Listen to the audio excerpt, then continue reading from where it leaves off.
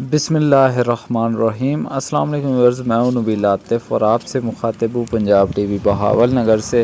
Viewers, आज की video आपके लिए बहुत ही अहम है, तो आपने वीडियो को अंत तक देखना। जो दोस्त हमारे YouTube channel Punjab TV Bahawalnagar पर नए हैं, चैनल को लाजमी सब्सक्राइब करें। कि पेट के कीड़ों की दवाई कब कब देनी है, यानी कि डिवर्मिंग जानवरों की कब कब करनी है। इसके हवाले से और भी बहुत सारे सवाल पूछे जाते हैं। कौन सा डिवर्मर सबसे अच्छा है, ऐसी कौन सी अलामात हैं जो जानवर जाहिर करेगा जिसका मतलब ये है कि इसके पेट के अंदर कीड़े हैं। क्या इन अलामात को देख के ही डिवर्मिंग करनी चाहिए या फिर हर 2-3 महीने के बाद जानवर की डिवर्मिंग कर देनी चाहिए। एक और सवाल पूछा जाता है कि साल में कितनी बार डिवर्मिंग करनी चाहिए। फिर पूछा जाता है कि डोज कितनी होनी चाहिए। प्रेग्नेंट जानवर को कर सकते हैं या नहीं कर सकते, अगर कर सकते हैं तो एक प्रेग्नेंट जानवर को कितनी बार कर सकते हैं। और इस तरह के बहुत सारे सवाल डिवर्मिंग के पेट के कीड़ों के हवाले से पूछे जाते हैं, जो कि इस वीडियो में मैं सबको इंशाल्लाह एक एक करके डिस्कस करूंगा। अब सबसे जो पहला सवाल है वो ये है कि ऐसी कौन सी अलामात हैं जो जानवर जाहिर करे तो उसकी डिवर्मिंग कर देनी चाहिए।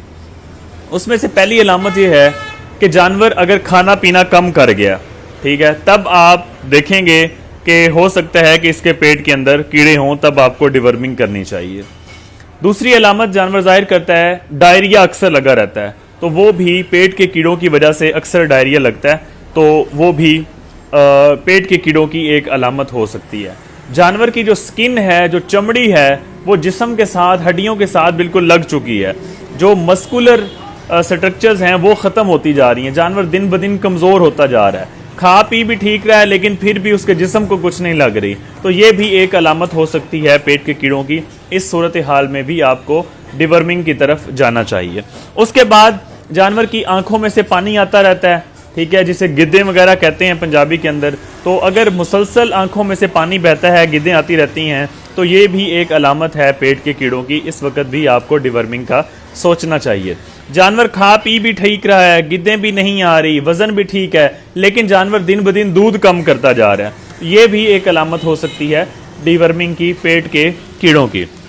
इस तरह जानवर के जबड़े के नीचे यहाँ पे स्वेलिंग हो गई है, जबड़ा सूज गया है, तो ये भी एक अलामत है पेट के अंदर या खून के अंदर कीड़े होने की, लिवर फ्लूक होने की। तो इस सूरत में भी आपको डिवर्मिंग की तरफ जाना चाहिए। ये मैंने बताई है एक लिस्ट सारी अलामात की। अब फार्मर क्या करते हैं कि उन्होंने शेड्यूल बना लिया है कि 2 महीने के बाद, 3 महीने के बाद इतनी महंगी महंगी अद्वियात जो हैं वो यूज़ करते हैं। तो 2 महीने, 3 महीने इस तरह का कोई शेड्यूल नहीं है लिटरेचर के अंदर। अब होता यह है कि जो छोटे जानवर होते हैं, बछड़े, 2 से 3 महीने के एज पे उसकी पहली बार डिवर्मिंग कर देनी चाहिए। जो छोटे बच्चे होते हैं इनको पेट के कीड़े होने के चांसेस ज़्यादा होते हैं। जो बड़े जानवर हो जाते हैं, जिस तरह एज बढ़ती जाती है उस तरह जानवर इन कीड़ों के खिलाफ कुव्वत मुदाफ़त पैदा कर चुके होते हैं, रेजिस्टेंस पैदा कर चुके होते हैं, तब इनके पेट के अंदर कीड़े इतनी ज़्यादा मौजूद नहीं होते। तो जो जानवर बड़े हो चुके होते हैं उनको इतनी ज़्यादा डिवर्मिंग की ज़रूरत नहीं होती। तो बजाय इसके कि आप बार बार हर 2-3 महीने के बाद आप डिवर्मर्स जो हैं, महंगी अद्वियात ये जो मेरे सामने पड़ी हुई हैं, ये किस लिए रखी हुई हैं इनका भी मैं जिक्र करता हूँ।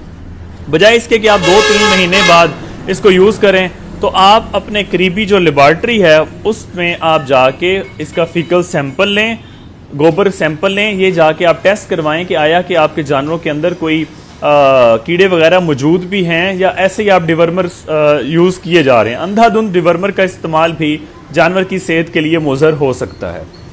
अच्छा, दूसरा सवाल ये पूछा जाता है कि जो जानवर खुरली के ऊपर जिनको चारा खिलाया जाए, उनको साफ सुथरा किसान चारा खिलाते हैं, उनमें चांसेस कम होते हैं, तो उनको बार बार डिवर्मिंग करवाने की ज़रूरत नहीं होती।